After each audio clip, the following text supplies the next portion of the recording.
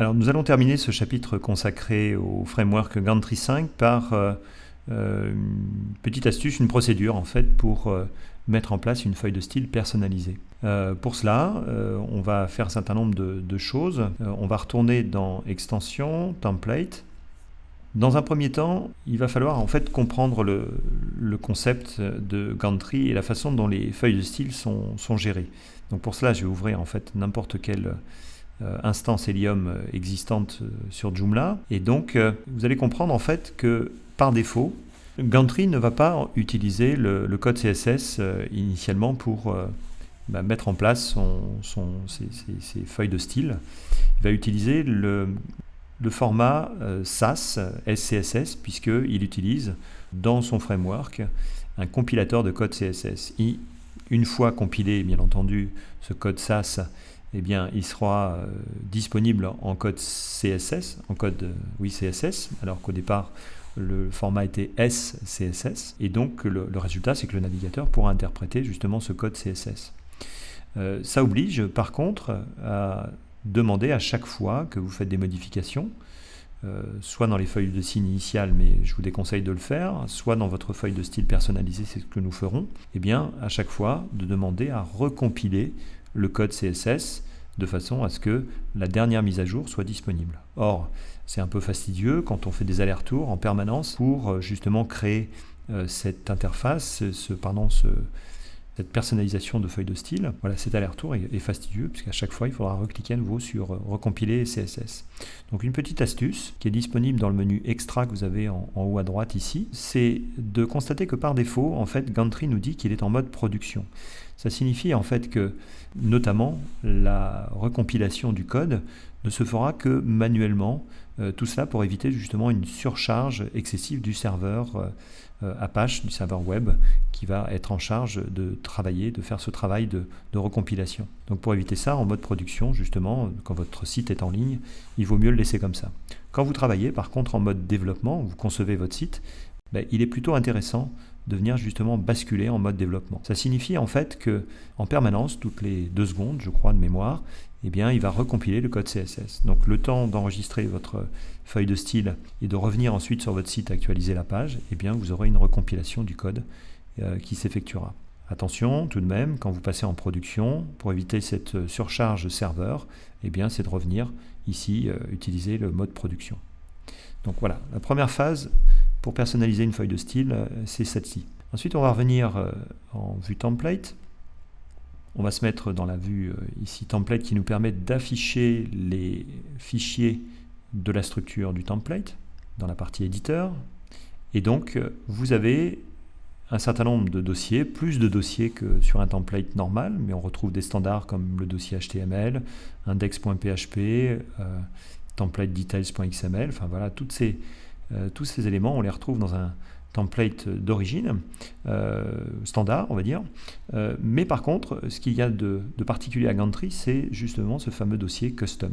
Dans ce dossier custom, eh bien, il y a un certain nombre d'éléments, et ces éléments, en fait, ces répertoires qui se trouvent dans ce dossier custom, sont à chaque fois des éléments qui sont propres à l'utilisateur, c'est-à-dire que tout ce que vous voudrez personnaliser se mettra en fait dans ce dossier custom. Lors d'une mise à jour de Gantry ou du template Helium, eh bien, Gantry ne touche pas justement à ce dossier, et donc les éléments que vous avez personnalisés sont préservés justement. Donc un exemple tout simple, si vous aviez personnalisé justement par exemple un fichier JavaScript, eh bien dans le dossier custom, il faudrait créer en fait un dossier du même nom, JS, et donc dans ce dossier custom, vous iriez rajouter un dossier JS. Donc nous, c'est ce que l'on va faire, on va vouloir en fait personnaliser le code SCSS, et donc il va falloir créer dans ce dossier custom un dossier SCSS. Donc pour ça, je vais cliquer sur le bouton gérer les dossiers.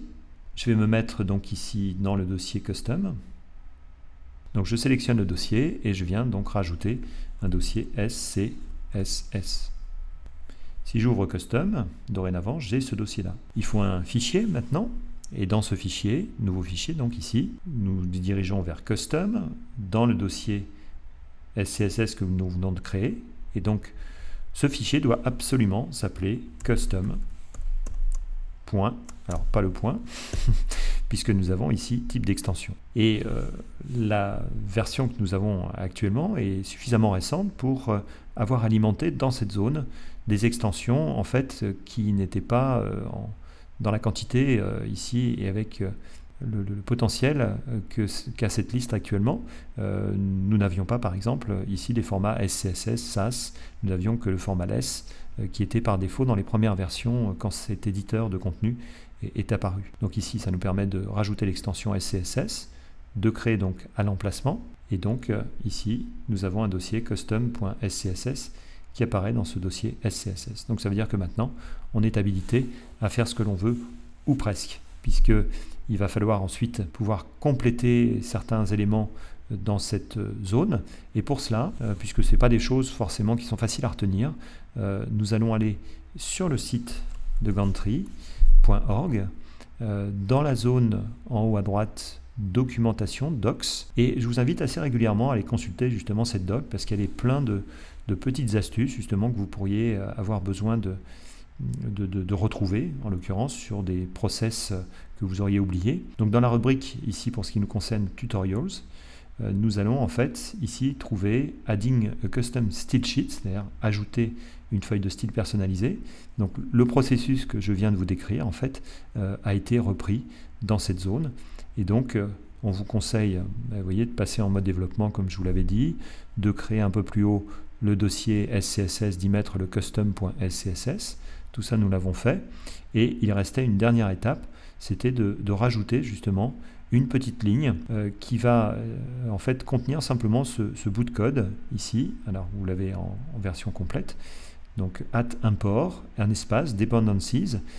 Cette ligne va tout simplement rajouter à votre feuille de style personnalisée toutes les feuilles de style qui existent déjà. Et donc si dans cette feuille de style personnalisée vous rajoutez par exemple, vous faites appel à ce qu'on appelle des variables ou des mixins qui sont traités dans d'autres fichiers, eh bien vous n'aurez pas un code erreur que vous remontera Gantry, mais vous aurez une exécution justement de ces mixins ou de ces variables que vous avez utilisées. Donc voilà, ça c'est important de rajouter cette ligne. Alors on ne va pas la rajouter tout de suite, puisqu'on va aller en fait dans une autre zone récupérer également d'autres infos qui sont associées notamment à la notion de construire un site responsive, donc faire en sorte que votre feuille de style puisse aussi être adaptée en fonction du type de support sur lequel est lu votre site, téléphone portable, tablette, écran standard et grand écran.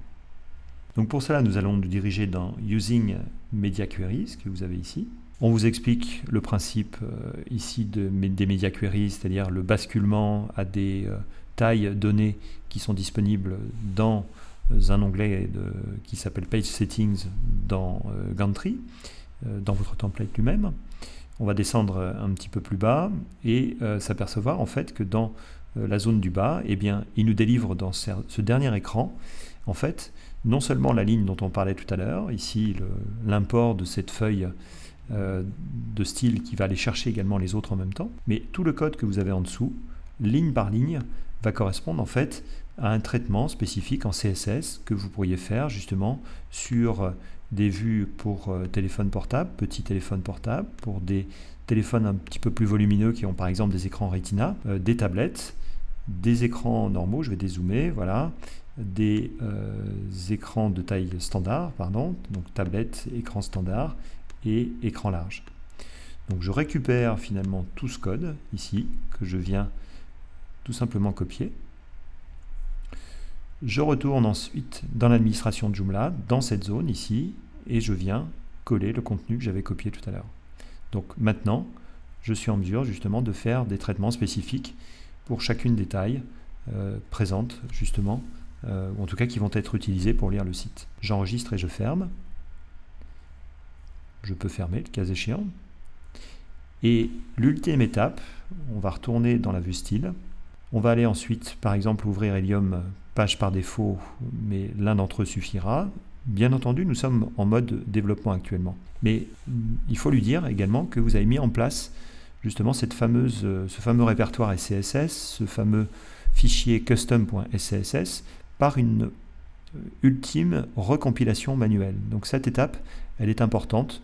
Elle vous est redite bien entendu dans la documentation, mais je vous le reprécise ici. Donc on recompile une fois à la main, et par la suite, cette recompilation se fera de façon automatique sans que vous soyez obligé de resélectionner à nouveau ce bouton recompile CSS. Donc voilà la procédure qu'il faut mettre en place pour justement personnaliser les styles autres que ceux qui sont proposés dans cette interface et que vous pouvez changer de façon graphique. De temps en temps, on doit aller au-delà de cela, et donc la seule façon de le faire, c'est d'avoir ajouté dans un dossier SCSS le fichier custom.scss que nous venons de voir.